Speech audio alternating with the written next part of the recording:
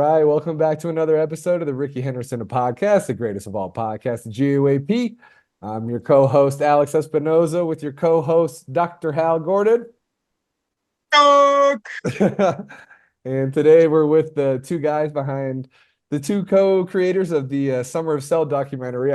Still don't know how this thing's ever going to be made, but we got Gabriel, Cullen, and Jared Isham. They've been really hitting this A stuff hard since last summer. And so they have the Summer of Cell documentary and a whole bunch of stuff to talk about. But so as we're recording this, it's about Friday night, about 6:15. And earlier today, the Oakland Roots and Oakland Soul have been approved to get play their home games in 2025-2026 season. I think we got to start there, guys. Gabe, I see you're wearing a Oakland Roots hat. What do you think about the move, and how cool do you think that is for the city of Oakland that, Yeah, they got two teams there and everything? exactly. I think it's great. I mean, it gives Oakland a way to show itself as a market for big teams. I mean, I actually didn't realize this till today. I was talking to Jorge about it, and he said that the numbers that the Roots pull is actually comparable to most M. It's like a top four or top He 10. I said think. top 10 of Major League Soccer. Uh, so like they pull a huge crowd. So to be able to do that in the Coliseum, what? I How? think it was merchandising sales is what he's talking about. Oh, Okay. well then. Top 10 of merchandising sales. Well, immediately I'm out of the gate in the wrong direction. So I was gonna say that's incredible. They like pull that many people to games, and okay, all right. Cal State Hayward, yeah, Yeah, Cal State Hayward. yeah, I guess MLS maybe is not doing as well as I thought as well. Yeah. Um, but okay, so merchandising they do really well. So I mean, hopefully with the Coliseum site, it'll be a bigger stadium. They'll be able to get more people out for it. So hopefully they will be able to continue to build on Oakland sports.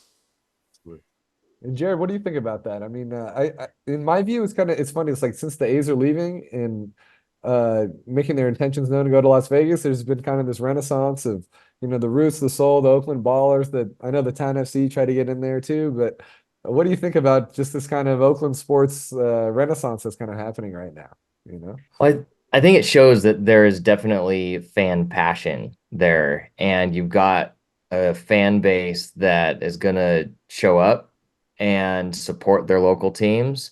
I think a huge win with the fact that the Roots and Soul are in there, as opposed to someone like the Town FC or the Bay FC or whatever that might also be interested in playing in a venue like that, is the Roots and Soul are really good representations of community-driven sports teams.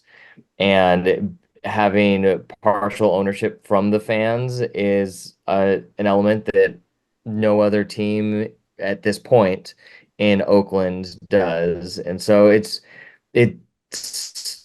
good for the fact that a team like that is getting into the Coliseum because they're focused on serving the community.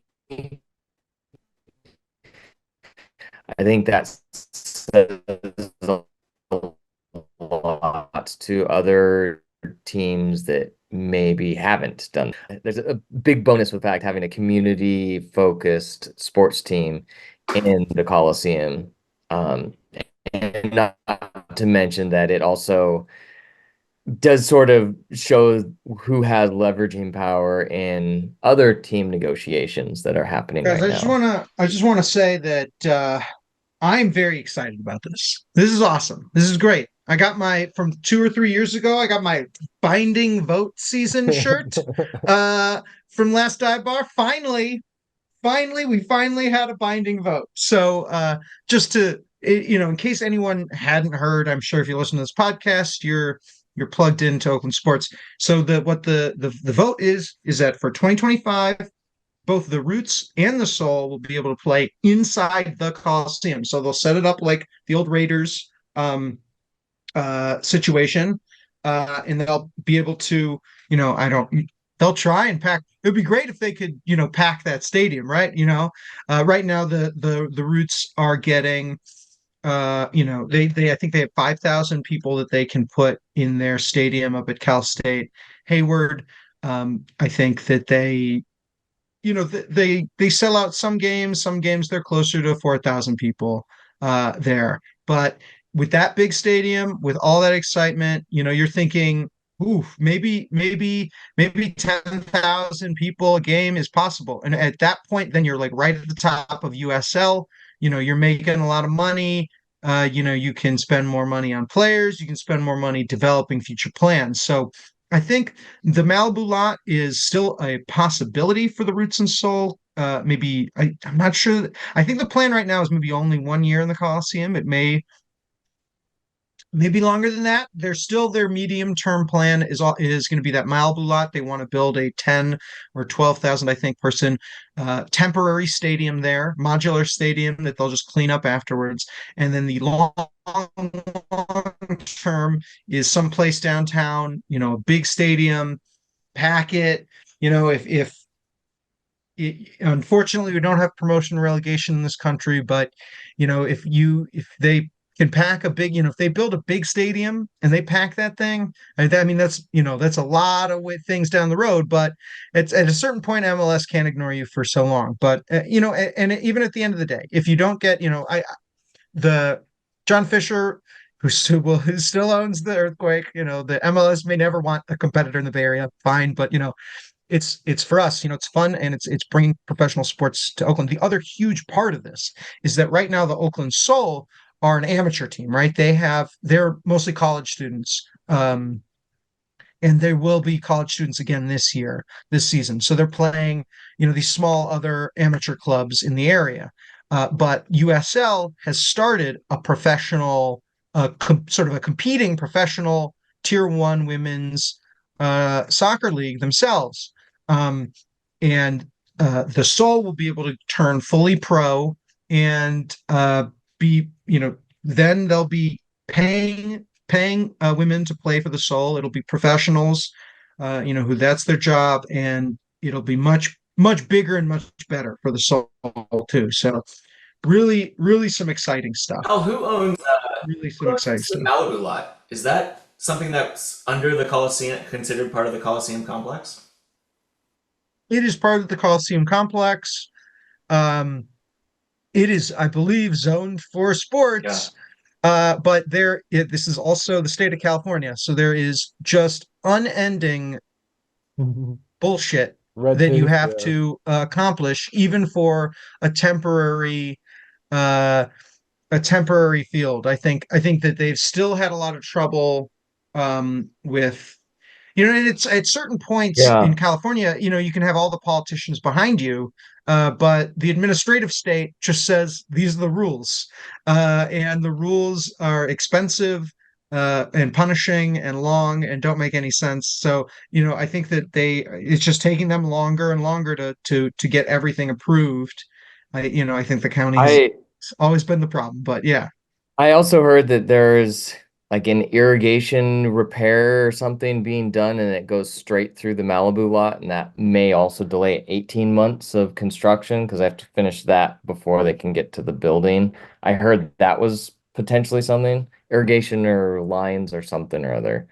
Um, but if that's the case, that is 18 months is a big hiccup in timeline. So, But at this yeah. point, I think the Roots and Soul, they're able to professionalize the Soul. The Roots are good, uh, and furthermore, this is an A's podcast. Furthermore, the city and county now, when we all know that Dave Cavill and John Fisher desperately want to keep the A's in Oakland for 3 years and then get them the hell out for 2025 to 2027 to collect their $200 million. At this point, the city and county can say, what they've been saying. You need us a lot more than we need you. We already got professional sports teams playing the Coliseum. What can you do for us? Yeah. I mean, the two pieces of leverage that they keep coming back supposedly with is, oh, we'll allow the stadium to be used by these other teams, and that's not a piece of leverage.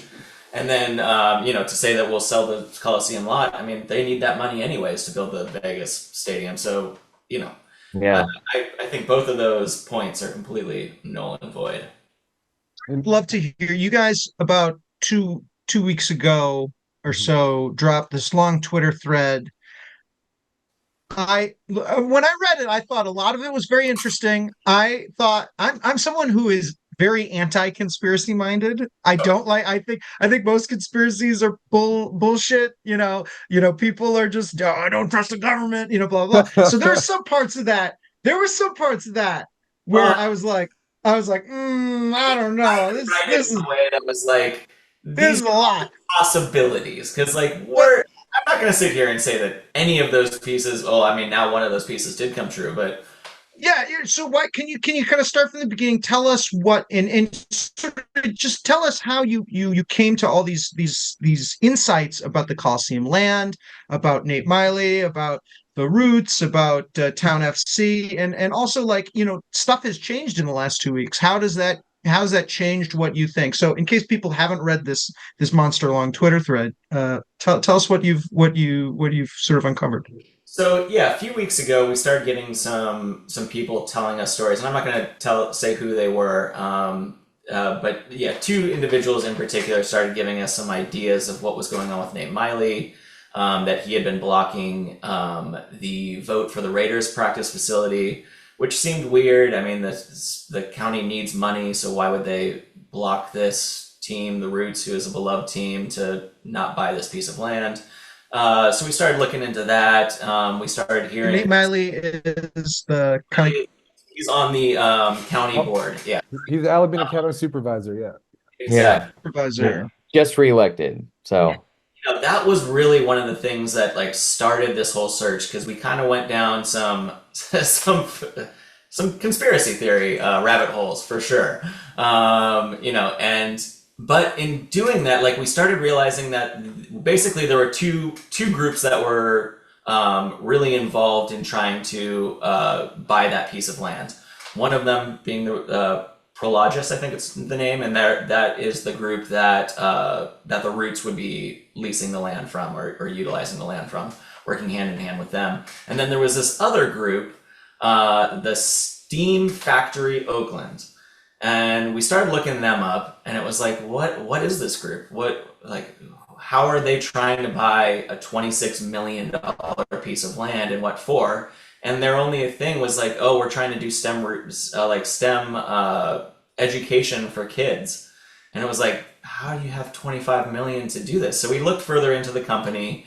We ended up And finding wait, you're talking no, we're not talking about the Coliseum. We're talking about the Raiders, the old Raiders practice facility, which the Roots currently use as a practice In facility. Alameda. Yeah, in The city Alameda. hopes that when the World Cup comes to Santa Clara, that they'll be able to host a World Cup team based out of there. Okay, okay, okay, okay.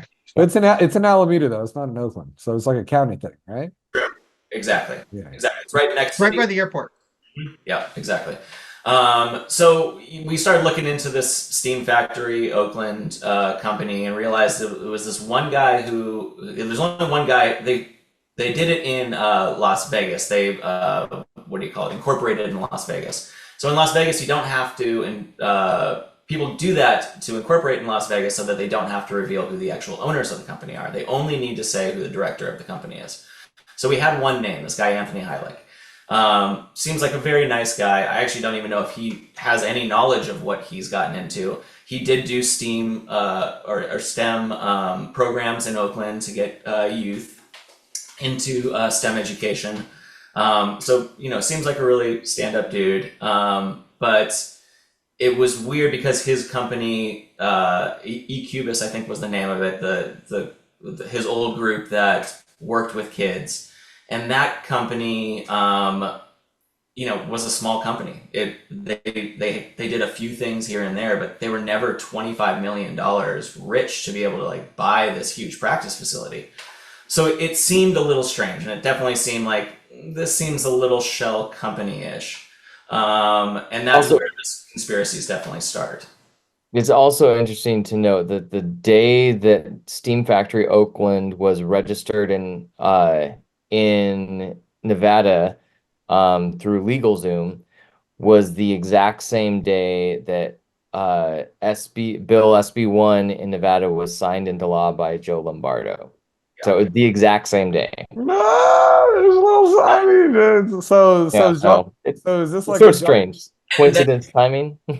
we And flash back to having this conversation with Fisher at the owners' meetings, where Jorge had brought up, "Hey, Fisher, I know that you were touring that facility, that Raiders facility. What was up with that?" And deer in headlights moment for him, kind of was like, "Oh, yeah, it's great." And then he went into the whole facility and didn't really talk too much about like why he was there, but he admitted to being there, to having been there and touring the facility, which was always a weird thing to me. I was like, I actually never even asked Jorge about that and wondered why this baseball owner has any interest in a Raiders facility when he's moving the team to Vegas.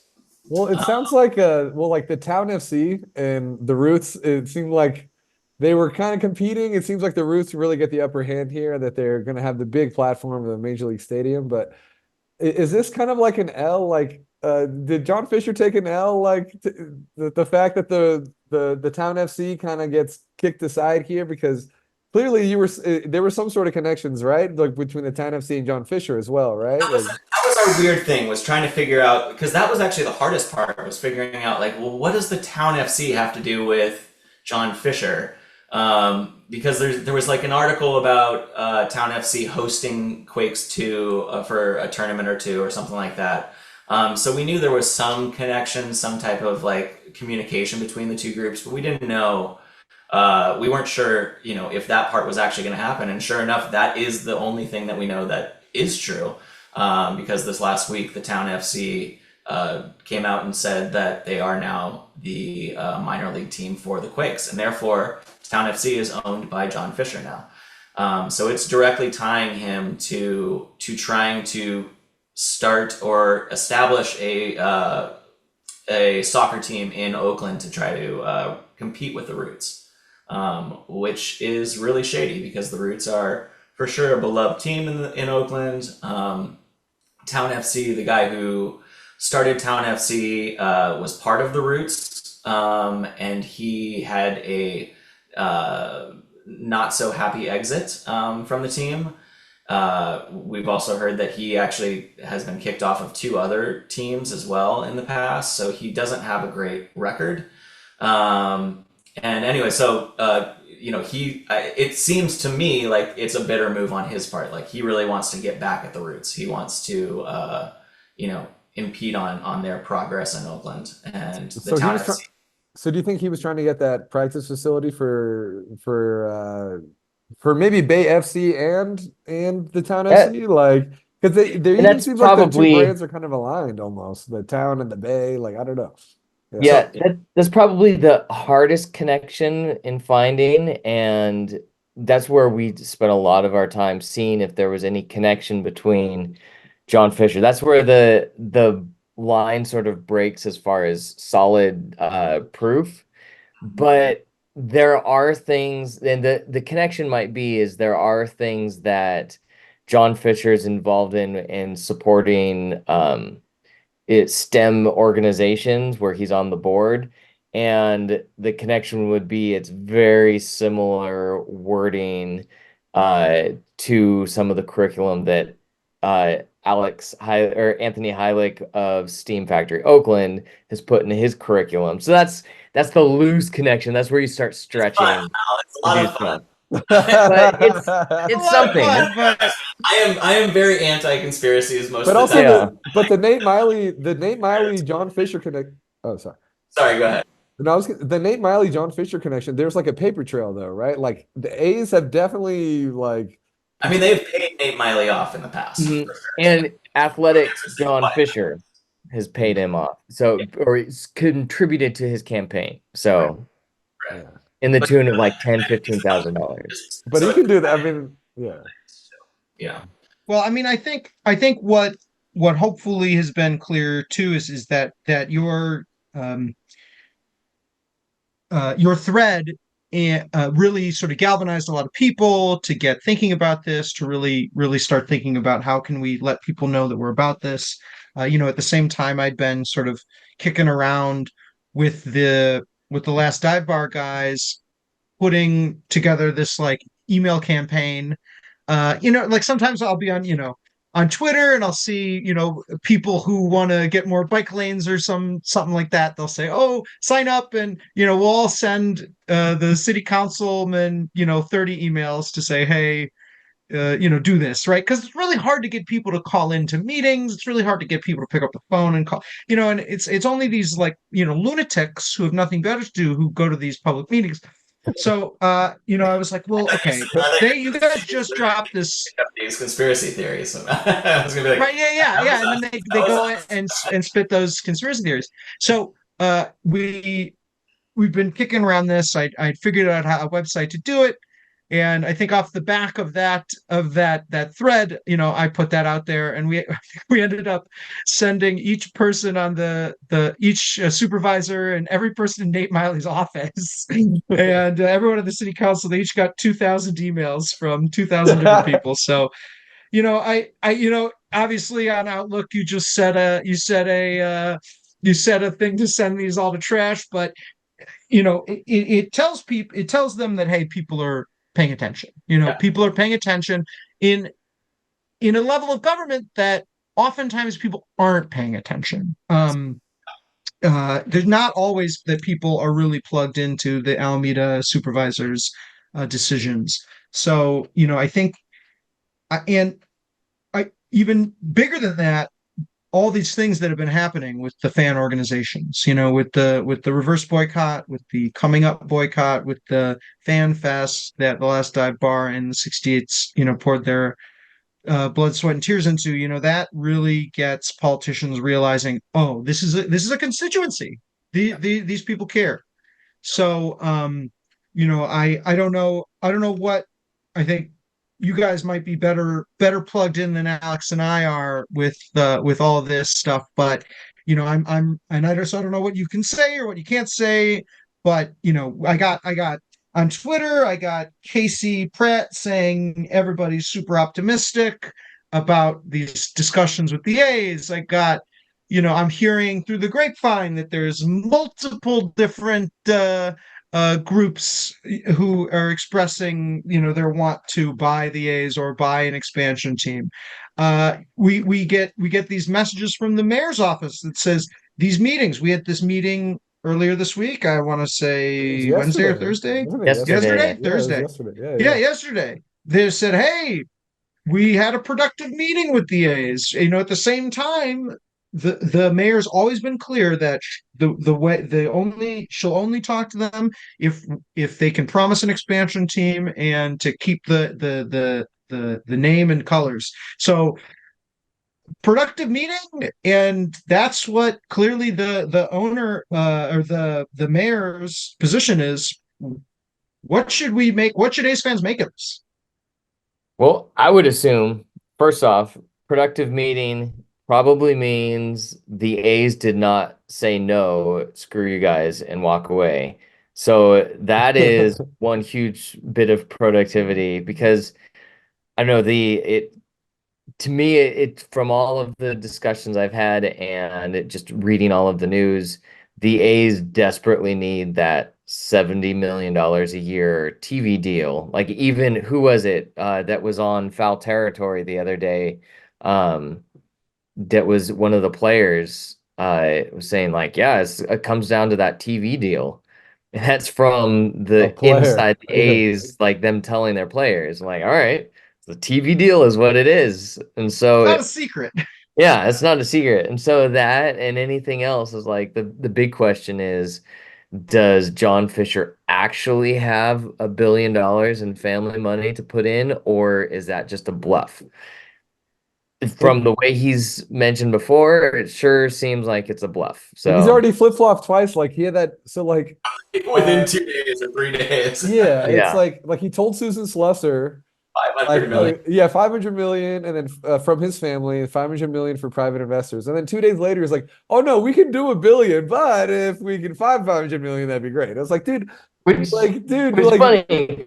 So you don't have a plan. He doesn't have a if plan. you go based off of the If you go based off of the Forbes valuation of the A's, I think they value it at 1.175 billion. Something like that, yeah.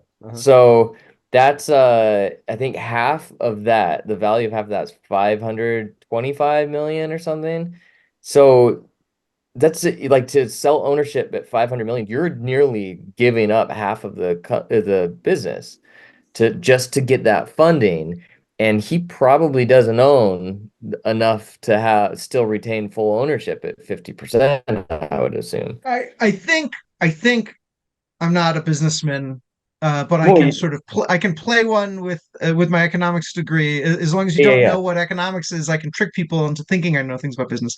But I assume that what he's going to say is right. The A's are worth 1.1 billion today, but tomorrow, once we build the new Sydney Opera House and are the world's most important um, uh, franchise in baseball because we're in Las Vegas, as Dave Cavill likes to say, or something like that. Dude, you forgot that Then we're going to be yeah. worth $3 billion. So you yes, Yeah, yeah, today I'm yeah. only worth 1.1, but you're going to buy at a $3 billion valuation. Now, if anyone had said, "Oh yeah, sure, that sounds like a good deal," we wouldn't be here today, right? He can Yeah, say that all he that wants. He hasn't found anyone who's agreed to that yet. But like I'm sure yeah. that's the line that he's giving people is, "Oh, you're It, going to buy in at a $3 billion valuation. Don't worry." if that was the case, I would have so many multi-million dollar movies made by now. But no, you got to prove that there's revenue and it's not based off of projected, like after this, we'll be worth this maybe. Like, no, what's the value Yeah, and now? I think that's Like a bank doesn't look at the future value, right? Todd's been going. Todd's been doing so much financial like research on all this, and he really believes that like he can't get the loans if he doesn't have that $70 million TV deal set up for the next few years because those loans are going to be contingent on how much he's actually making in the next. So like it's a big connection that like, and this is the thing that we've been trying to communicate with the Oakland mayor's office and I honestly believe that they are fully on board with this idea that like he needs us, he needs Oakland a lot more than Oakland needs him at this point. They do have all the leverage in this, and I think they're playing from everything I'm hearing from them and from people that are involved in the negotiations.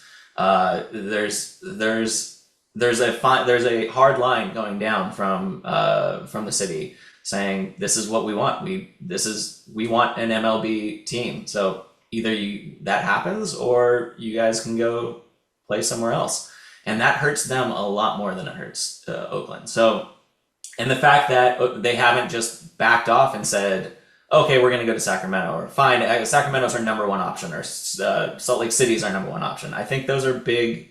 That's a big deal that they're not just abandoning negotiations at this point. And I also will say that we've heard that the city is working to push this to MLB as well and putting players in place to help that negotiation with MLB. I won't go too far into that, but that's what we're hearing, the basics of what we're hearing, and so it's very positive that they are going in the right direction on this. I think.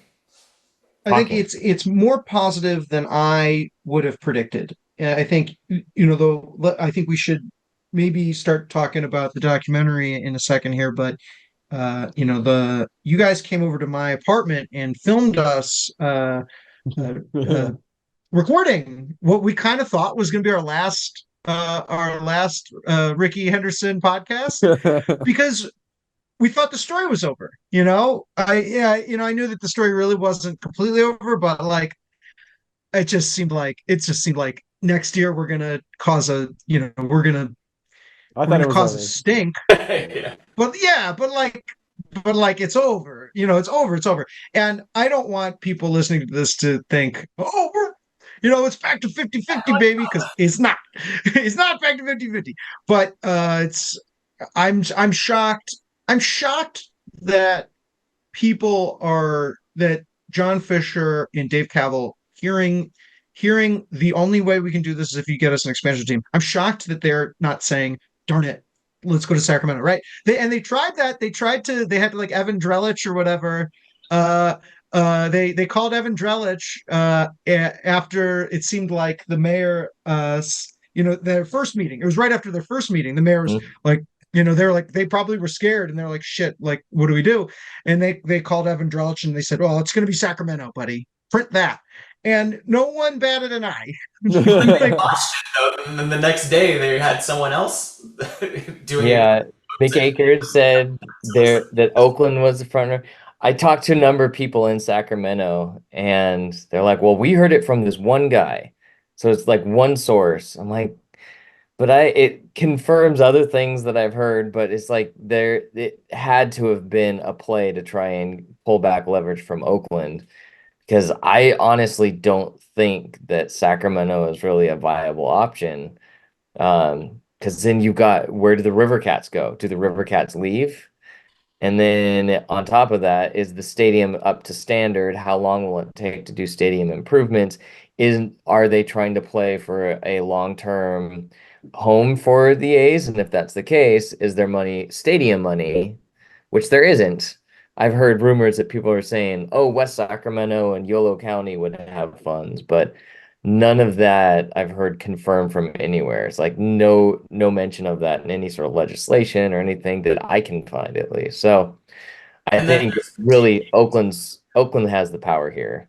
the TV deal is like, I think, a bigger playing point than anyone's giving it. I think he really, really needs that money. Yeah. And so it's a great leverage piece. Yes. Yeah, one thing I think is interesting with this, I don't know, like before it used to be, oh, the A's are a small market team, whatever, they can't afford to pay their players or whatever. But now I think the narrative has really changed where, Dave Cavill and John Fisher are really being kind of scrutinized for how they've really tanked this whole thing in the past 20 years or whatever. And Yeah. the most recent comments from Dave Cavill, he was in an article with Maury Brown of Forbes. He's saying this is going to be the most transformative ballpark since Camden Yards, the biggest relocation since the Dodgers moved west. It's like, dude.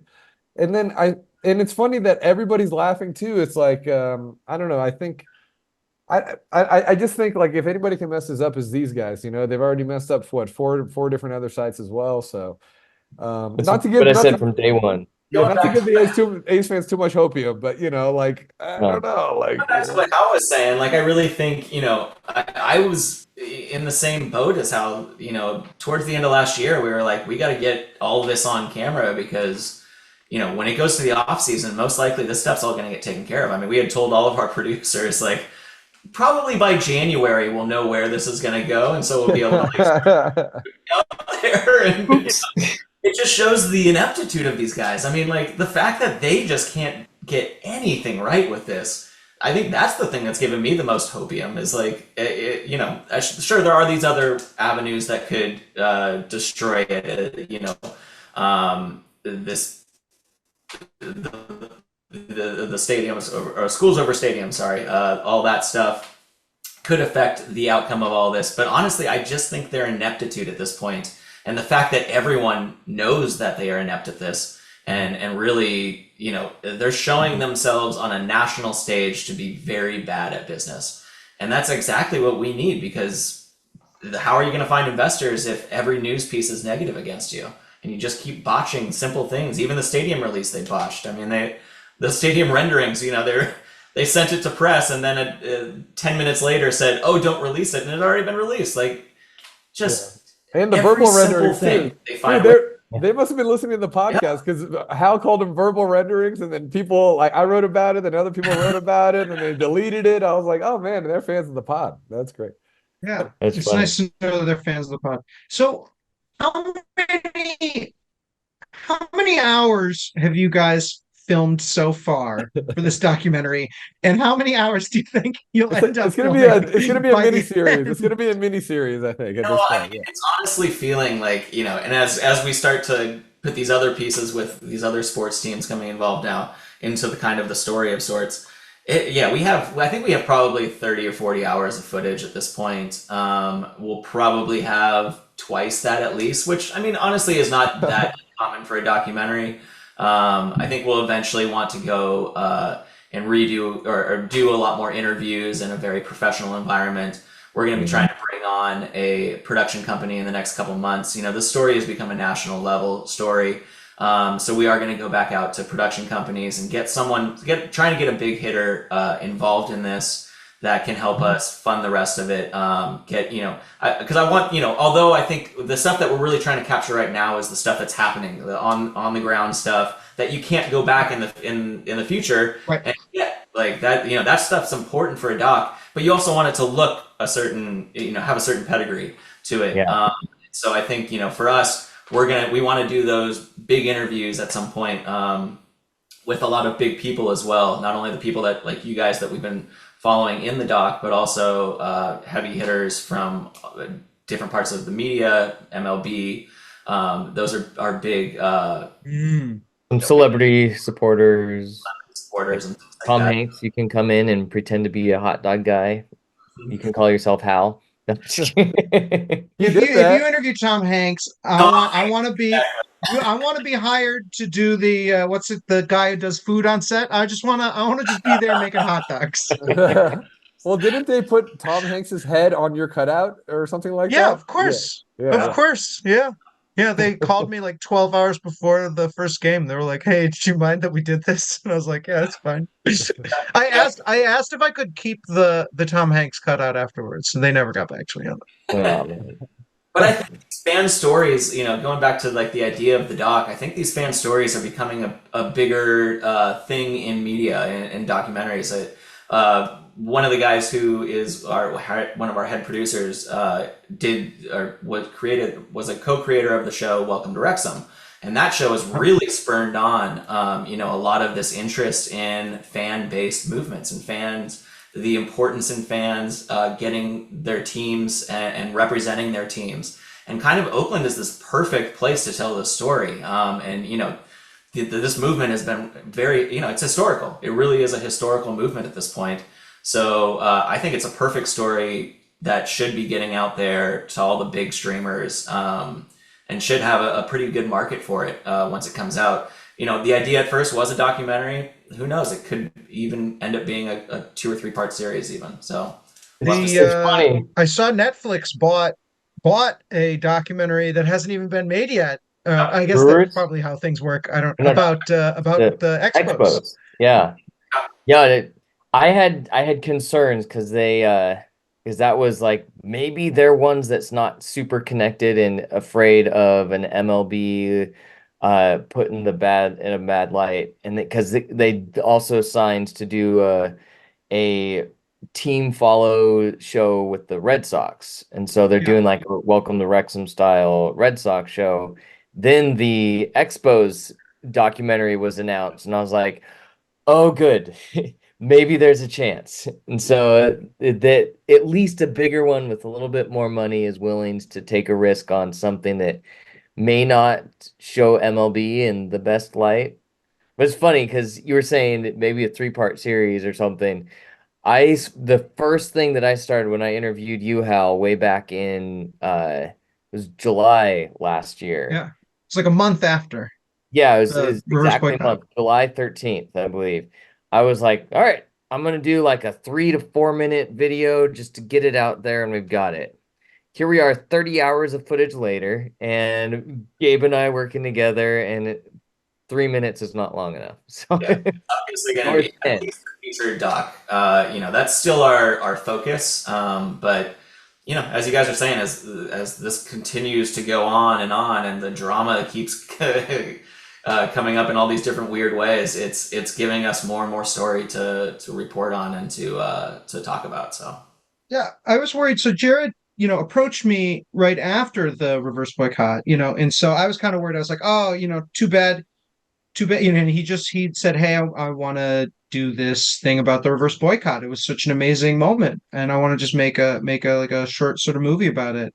And that was before Gabe, you were even involved, and there was part of me that was a little bit bummed. I was like, he should have, he missed all the best parts. He should have talked to us, before that. But, you know, uh, it's just exploded since then. Can you guys kind of talk about, I don't know if you can or not, but like how much like maybe how much interest you'd gotten from, I have no idea how any of this works, but like how much interest you've sort of gotten from the people that need to fund things or to support things at the beginning, and like how much you have now. So this has been kind of the interesting thing with Jared and I, and why when we came together it was kind of a perfect match because Jared went about it differently than I did. Jared started by being like, "This is incredible. I need to get footage now. I need to get start getting interviews, start going to games and getting footage of the games and what's happening at the games." Whereas I was like, well, I want to try and get some big hitters involved, and I'd love to get like a big production company to back this because I think it's going to be a great story. And I had a ton of interest on my end. Like I said, we have a couple producers. One of them, one of the Welcome to Wrexham guys. We also did pitch it to a couple of companies. Our focus at first was going to baseball companies or sports documentary companies. And I think actually that ended up being the issue because although it's a great sports story, it's a story that is most likely going to paint MLB in a bad way.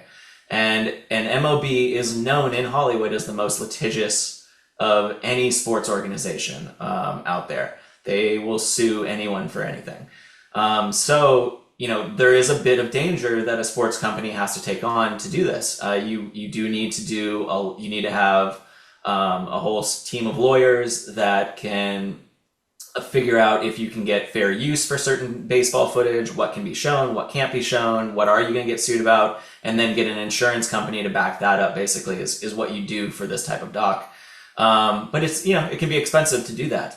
And also we directly heard from these companies, they were like, we love this story. We really, really love the story, but this not only could affect us on this, on your guys' project, but we're a sports doc company. We need all these other stories. We need MLB on our team. So we can't, it's too much of a risk for us.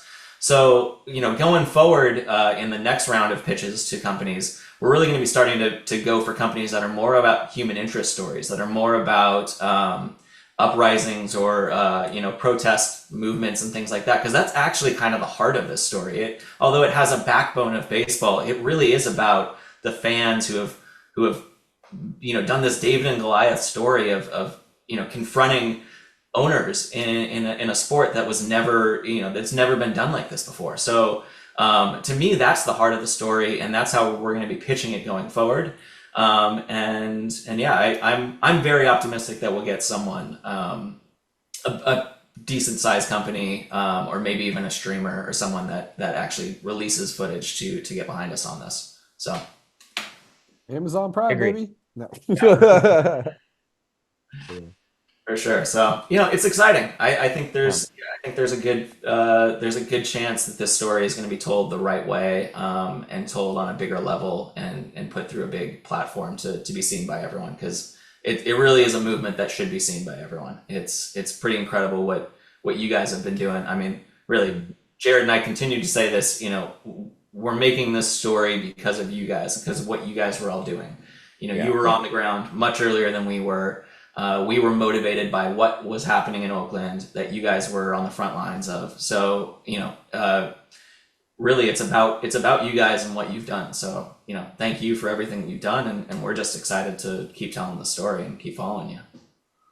Yeah, that was one thing that Gabe and I talked about before we go. I was very concerned, like we have to make sure the fans' story, it's told from the fans' perspective and they're represented well. And Gabe's like, yeah, of course, 100%. And I'm like, okay, I guess that means there's no excuse of why we can't work together and combine forces.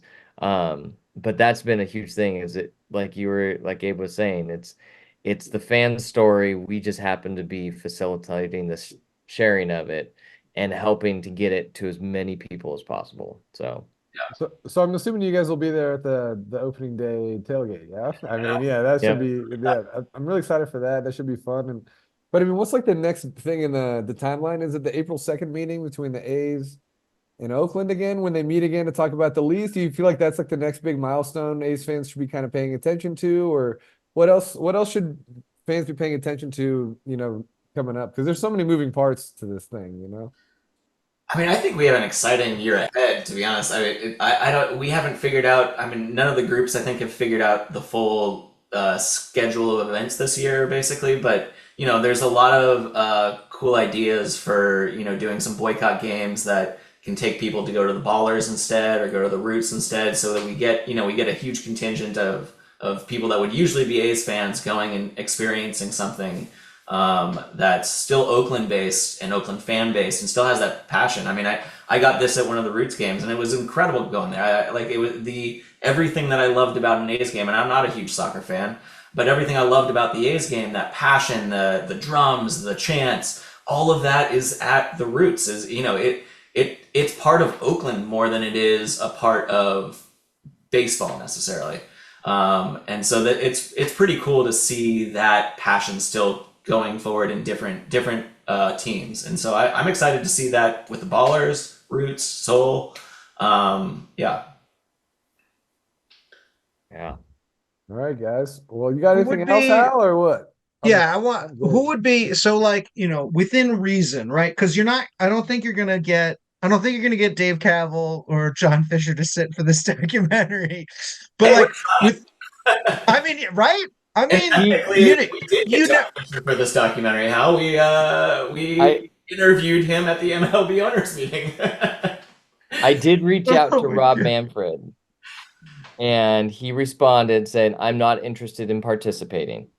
And He so just Yeah, my response back was, "Okay, cool. Well, if you ever change your mind, we're always on a full perspective. So I'll get in contact with you again in the future." So yeah, Nice. yeah. Anyway, but like, okay, so who would like within reason? I mean, maybe you don't want to say, but like within reason, like who would be your dream interview for this?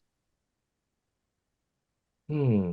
Like, is it like top sports journalists, like like the national MLB journalists, or like a Ken Rosenthal or Passan in it would be great. yeah?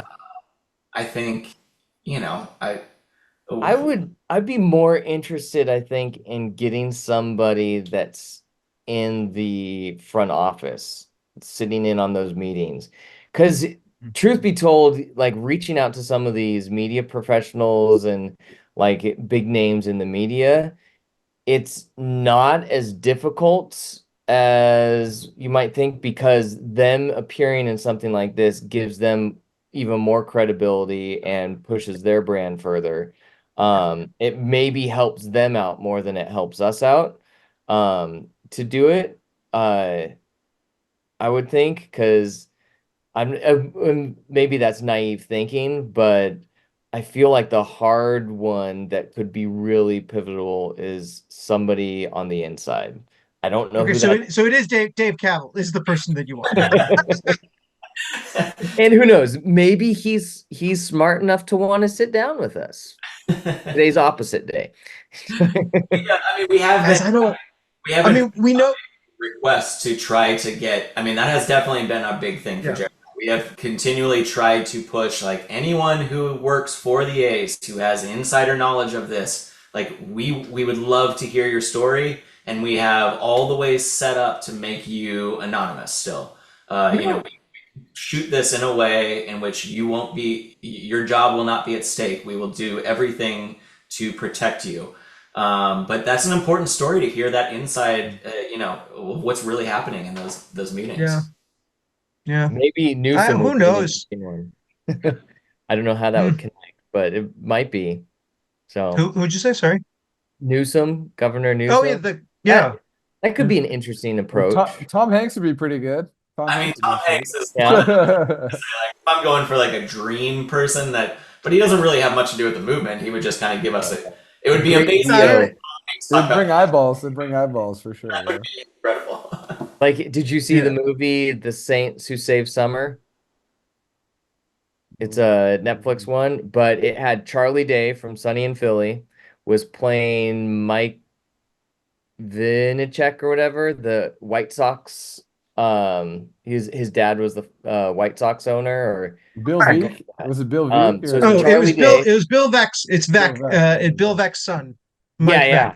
And then Jeff I Daniels was haven't the seen the movie. narrator. I just know a lot about Bill Yeah, yeah. there. Well, your rookie cards, isn't it the White Sox? I've got Yeah, it here Got yeah, a Hal somewhere. rookie yeah. card. I love Batter Bastards of Baseball. That's like one of my favorite documentaries ever. That's a great Mm. documentary. Oh Look wow. A at Hal that. rookie card.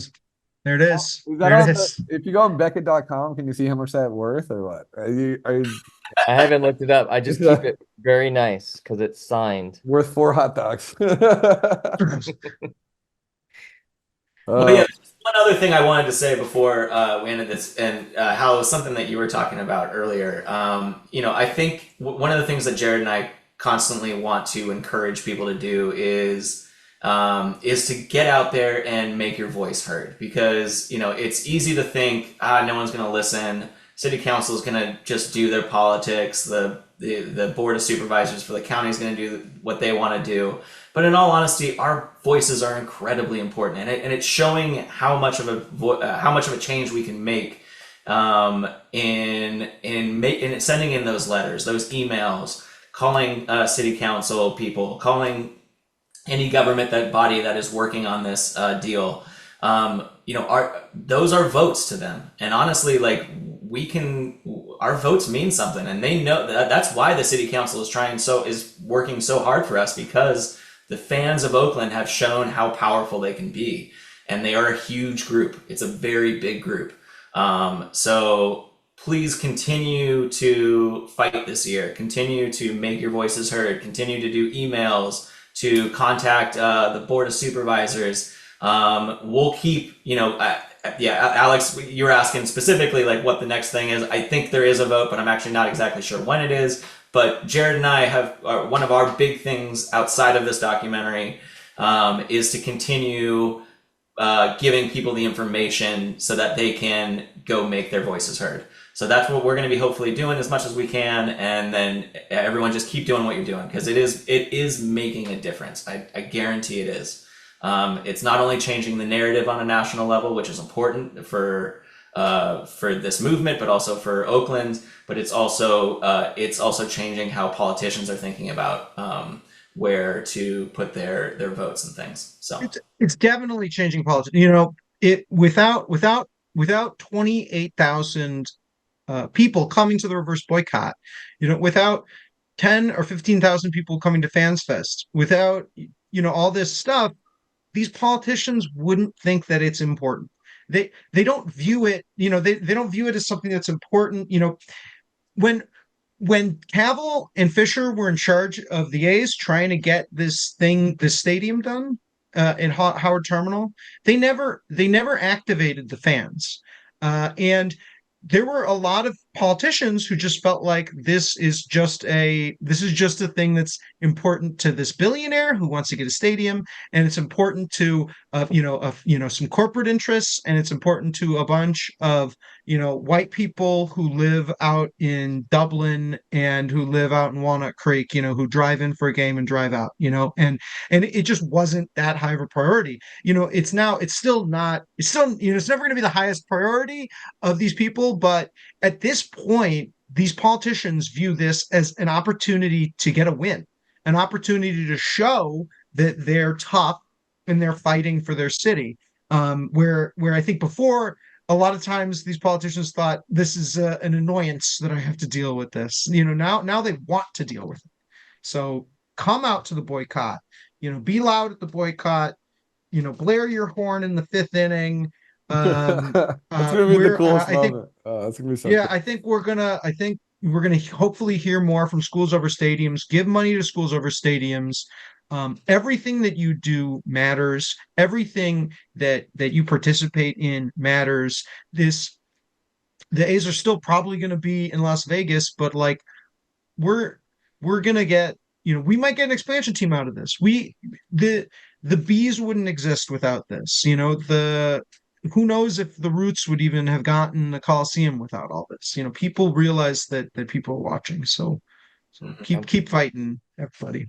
And if you really want a monetary item, go to lastdivebar.com and buy a print of the photo neglected child, and all profits go to schools over stadiums. There you Yeah. go. Yeah. And use the code RickyBlock for 10% off. Yeah. We are now affiliate partners with the Last Dive Bam. Bar. I love it. There you Yeah. go. Link in the description. No, yeah. Subscribe here. No. All right, guys. Thank you Well, guys. yeah, Gabriel, Cullen, Jared, Isham, thank you guys so much. Hopefully, what, 2030, we'll see this documentary? I don't know. Something like that? I don't know. I'm not putting any timetable on it at Yeah. this point. Yeah. So yeah. But yeah, make sure to follow them. The Summer of Cell documentary on their social media channels. Because it's more, I mean, yeah, it's more than just this footage. It's like you guys are, really digging into this stuff and really getting in the weeds here. So it's been really cool to see. So all right, guys, we'll all see each other on opening day, the 28th at the Coliseum parking lot. Looking All forward to right. it. All right, thanks a lot, guys. Have a great night. All right. Appreciate it. All right.